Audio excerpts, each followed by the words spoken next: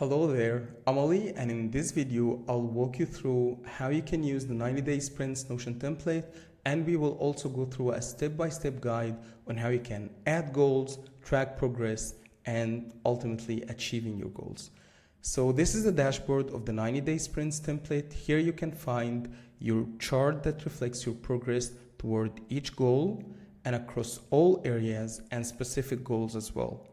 Here you can find all the goals and you can break them down by quarters if you want. And here you have the quarters, and we'll go through that in a second. Next, you have the progress scorecard and all the areas that you want to focus on. And finally, we have the reflection sections. That's where you, at the end of each month, reflect on what you did this month, what went well, what needs to be improved. Finally, we have the back end section and a guide on how to use this template. So this dashboard is where you spend most of your time. You don't really need to navigate to the back end, but I'll show you how that works. Here you can have all the views that fire up this dashboard so that you don't have to create them yourself.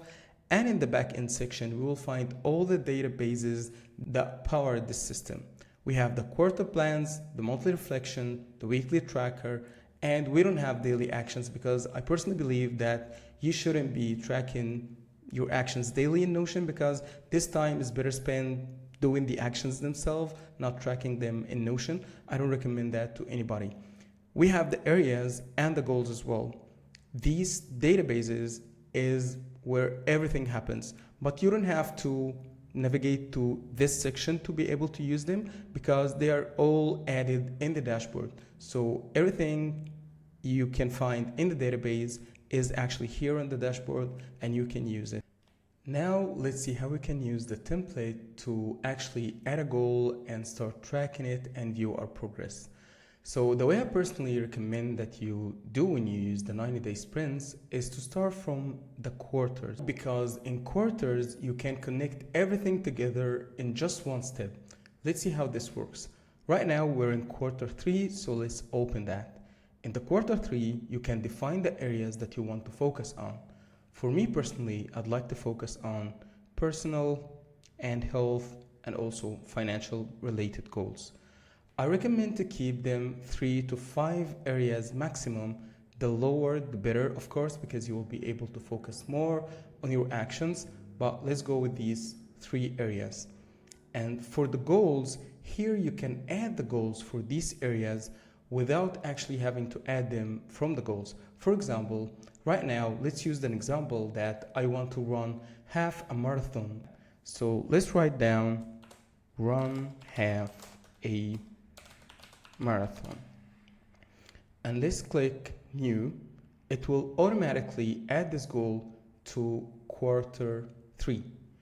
Here I have all the months that I have to do reflections on, if that's something that you prefer doing. And here is where the most important part happens, which is the quarter plan. When you click on the quarter plan, you get a template that will help you create a plan for this quarter. For example, you start by the status check.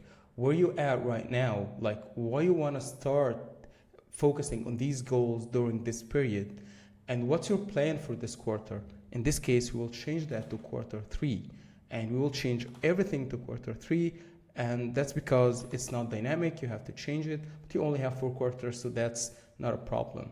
All right, so you can start by crafting for quarter 3. I plan to do this and that because of this and that. And you define your 3 top areas of focus, which we already defined, like personal, health, and financial goals, and what you plan to do in terms of daily actions.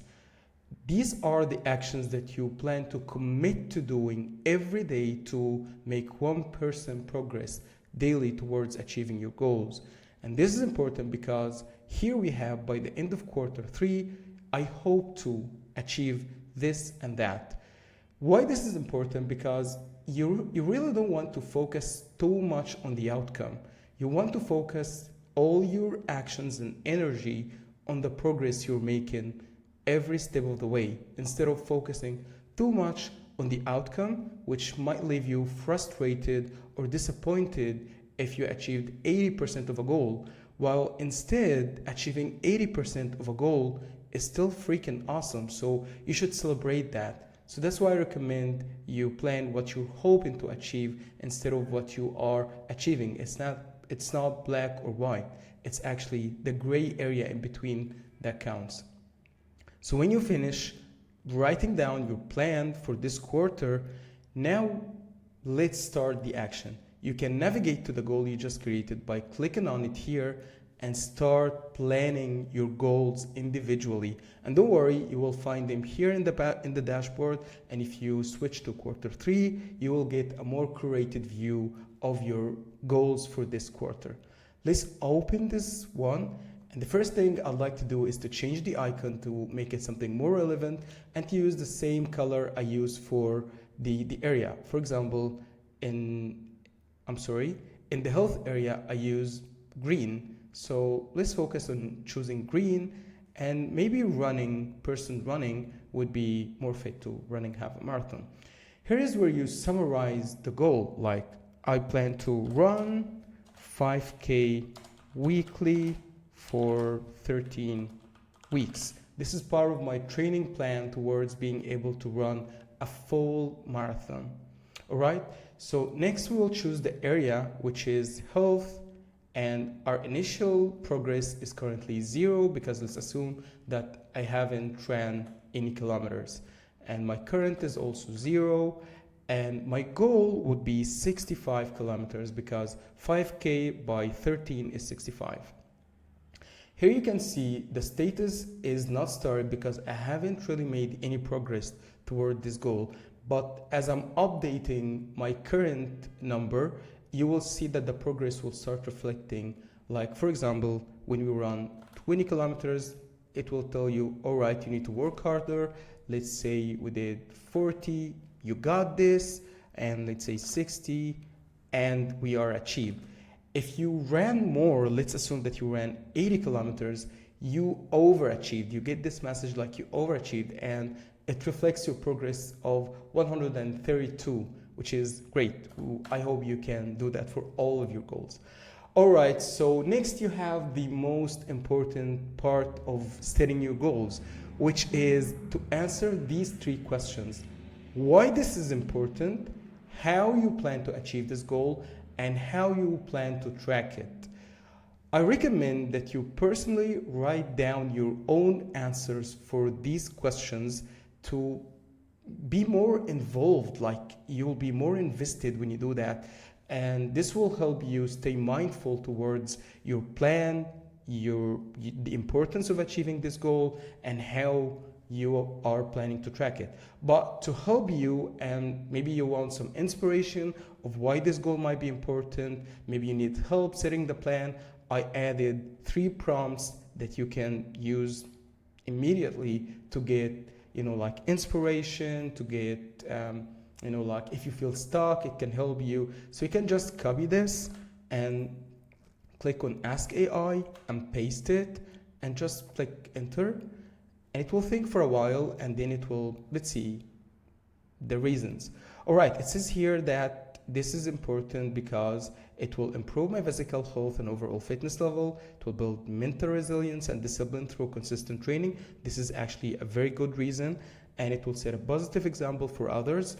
That might not be your ultimate reason. So if you feel like this is not a good enough reason for you, you can just delete it or you can just leave it. And challenge myself to achieve something I've never done before. This is awesome, and this is actually the primary reason why I'm running half a marathon. So that's a very good one, and create sustainable habit of regular exercise, which is also great. So as you can see, Notion just created a solid reasons of why you might want to achieve this goal. So again, I recommend that you write down your own reasons. Everybody might have different reasons for the same goals, but these are good reasons for me. All right, and we can use this prompt as well to create a plan. For example, let's see if it can come up with a better plan than the one I have in mind. All right, it says here, it says here, in the first 2 weeks, you need to build an endurance with 2K runs 3 times per week, which is great. Week 3 to 4, run 3 kilometers. and so on and so forth. Well, I'm not an expert when it comes to running, but that's the goal that I want to achieve. And maybe this plan is good. I don't know. So I'll try it. I'll let you know if it works. And the third prompt, it will help you it will suggest ways to help you track this goal. All right, it says here that I'll use my running app to log training sessions. That's great. Distance covered, running pace and time. This might be a little bit too much, but like let's keep it at this. All right, this is a good thing to keep an eye on. And it finally says I'll update my progress in the weekly progress tracker, which is great because this is what we are planning to do in this template, and I'll show you that in a second. Every Sunday to adjust the next week training plan if needed. Well, that's actually brilliant. I love this plan, and I feel like it's a good plan and a good way to track it, and the reasons are valid. So you can use the prompt, or you can write your own answers, whichever way feels easier. I personally sometimes use the prompts for inspiration. All right, so now we added a goal. Awesome, congratulations. Now we need to add this goal to the progress scorecard to be able to track it. Let's navigate to quarter 3, and you will notice here that we have first goal, second goal, third goal, because we haven't added any. And Notion is not that dynamic to help you get this property to this database. It's not really fully dynamic to be able to do that, so we will have to do it manually at this stage. All right, so what I prefer to do is that to give it the same icon to be able to visually tell what this goal is based on the icon. And you can go to away from here. You can leave this as the first goal and add a description with run half a marathon, or you can use that as the name, but I prefer to add it as a description because this way I won't have to change much when I'm going forward. I think there is a bug, but normally it displays the description when you hover over it, but I think there is a bug in Notion currently, but anyway, it might be fixed by the time you are using the template. Now let's add imaginary data, like let's say for the first week we ran 5 kilometers and we keep our pace at 5 kilometers for all weeks, and that's great. All right, next by the way, we can do something cool. We can display the sum of these run. If this goal can be, like you need to see the total kilometers you ran, you can do that from here. And by the way, if the value is not correct, you can change the number format. If this goal is percentage related or maybe financial related, but for this goal, we are simply using number format, but you can change that from here. So we've added the scorecard for all the weeks for this goal. We can do that for the rest of the goals when we define them. So now let's see how we can see visually our progress reflected in the charts. So you will notice here that you have quarter 2, quarter 3, quarter 4. I added this so that you don't have to recreate the charts every time you have a new goal in a new quarter. So what you would simply do is that click on this 6 dot here and turn this into a page because we are in quarter 3 now, and instead activate quarter 3 by clicking on the 6 dots here and turn this database into an inline database. You will see that it automatically picks up the progress for this goal, and it has the second goal, the third goal, and so on, and automatically displayed here. But as you might notice, for this goal, it's just a flat line, like every week we run 5 kilometers. So we need to change that by displaying cumulative data instead of like the weekly data. This is something that you need to do specifically for these types of goal where the progress is cumulative. We can do that simply by toggling on the cumulative, and it will display our progress line. This goal we ran 5 kilometers, and the next goal we ran another 5 kilometers, so it's a total of 10 kilometers, and so on until we achieve our goal. We might want to change the icon as well to give it the same icon so that we are able to see it visually easier, and we can give it the same description, run half a marathon. And just like that, when you hover over it, it will display run half a marathon so that you can know what this goal is about. And as you can see, it displays the progress here, and this is absolutely amazing.